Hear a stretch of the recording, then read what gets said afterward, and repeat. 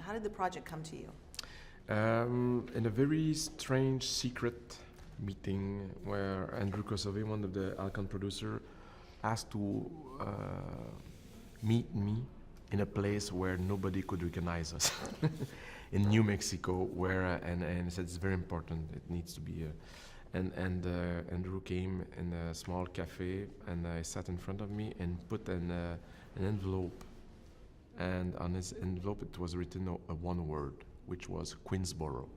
And he looked at me in the eyes. He said, "Queensboro doesn't exist. That's the Blade Runner project." And that my heart skipped a beat. When the first time I heard about it, I thought that it was like a fantastic bad idea. I mean, just to think about the idea that someone will try to do a sequel to that masterpiece, I was like, woof, that's gutsy, but is it a good idea, you know? Once I read the screenplay, I understood. There was a very strong ideas on the page, very strong potential to make a very powerful movie. And that's why I'm here.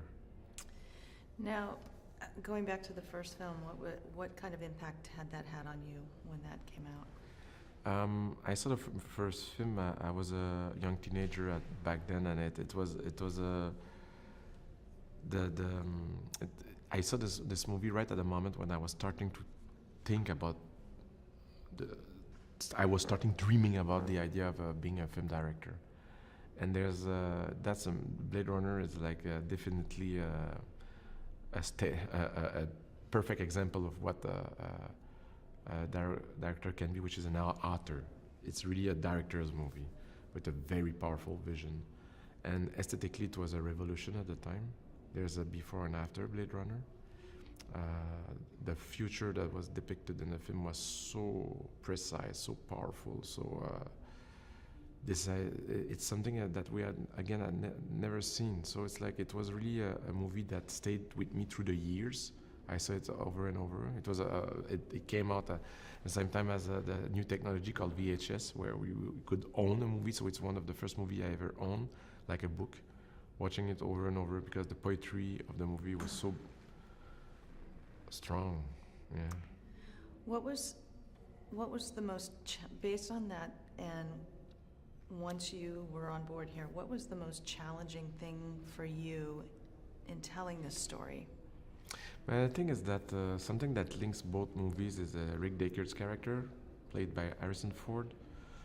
To bring back that character to life for me was like, I felt a huge responsibility. You know, it's a character that was dreamed first by Ridley Scott, of course, and Hampton Fancher, and to figure out where this character will be, and how time will add an impact on him and his mental state and where it will be emotionally. That's something I really did. It was one of the biggest challenges. I definitely needed Harrison Ford to help me with that task. The sound and vision to this film is so stunning. In terms of the visual that you've created, how was that process, and how did you bring that to the screen? The thing is that the first movie, again, is a landmark, aesthetic landmark in film history, and so we had to relate to the main qualities of that movie, and then at the same time I had to find my own, where I had to find the own identity of this new movie. So it was a long process. I brought on board Roger Deakins right from the start, my cinematographer. I needed someone that I could have a dialogue with right from. I said I cannot dream alone. I need a lot of people to dream with me. And Roger came on board, and we spent several weeks in Montreal drawing what will be the foundation of the movie, the laws, the logic, aesthetic logic, and even the laws of the society, everything, all the. So we found our very own logic into it, and then.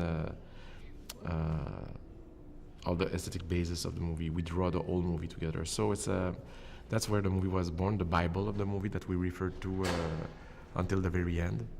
But it was a journey to try not to do the same thing that has been done, and try to revisit this universe without nostalgia, trying to find our own voice with those colors. I bet that was challenging. And I want to go to also your approach to sound in the film and music to your films and telling your story. Like I really noticed in the sound in this film, especially like if you take the first scene where there is the kettle boiling and then there's action going on and then the kettle boiling. It's like there's a contrast of sound there. How can you talk about that process in your storytelling? Yeah, sound design. Say movies is like for me, cinema is not about dialogue. It's about choreography, dance between sound and images, and the opening. I'm happy you noticed the sound design right out from the start, where we try to create tension with sound design and the sound design of the first movie is very striking. It was something that, aesthetically was quite unique. And as much I took several visual liberties from the first movie, I felt that we should be quite close to the spirit of the sound design of the first movie. So we worked very hard to bring that kind of impressionistic, artificial quality to the atmospheres. Technically feel like there's always some kind of sounds that we never heard before that are coming from technology that we don't know, and that are carefully blended with the music. And the music being composed by Ben Walfish and Hans Zimmer. We inspire ourselves from the soundtrack of the first movie, composed by Vangelis. We use the same instruments, trying to very old synthesizer called CS80 that is a beast. It's really a very specific instrument that is. What is interesting is that it's half analog, half electronic, and it's like really difficult to play with that synthesizer, and it creates those insane and powerful sounds that you can hear in the movie. That is a strong reminiscence of the first movie. So it's like I would say that as much as I wanted to be free from the first movie, there were some elements that I insisted that will be very familiar with the first one, sound and music. It was very impactful. Now, in speaking of this story, what if you had to describe this story without obviously giving too much away, how would you describe the story of Blade Runner 2049 and the themes involved? But I will say that it's a police investigation. It's a detective story where a detective is having to deal with a very difficult case, where at one point he made a discovery that blurs his intellect, that is becoming so passionate about his investigation that he's starting to lose his rationals, and that he's being too much. He begins to be too much emotionally involved, and that will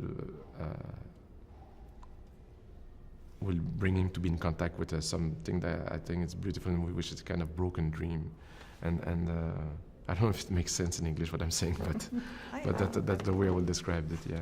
No. That's a beautiful way to describe it.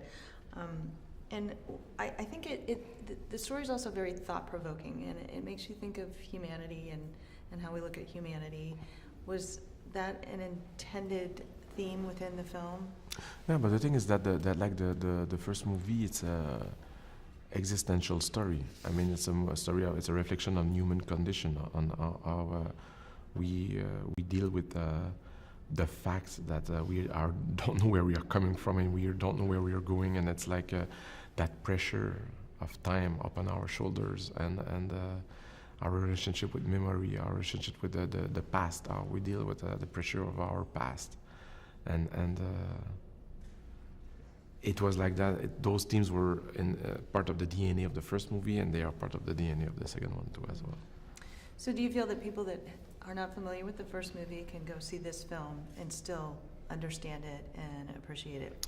That was one of the big challenges we had to figure out a way to make sure that it will be a standalone, so people could appreciate the story for itself, even if they had not seen the first movie.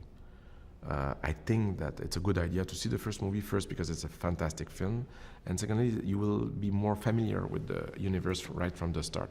But if you don't, you can still enjoy the movie. Yeah. Good. And I have one last question. I understand that it is being released in 3D as well. Have you had a chance to see it in 3D? The thing is that I supervised all the versions with Roger Deakins. We did all the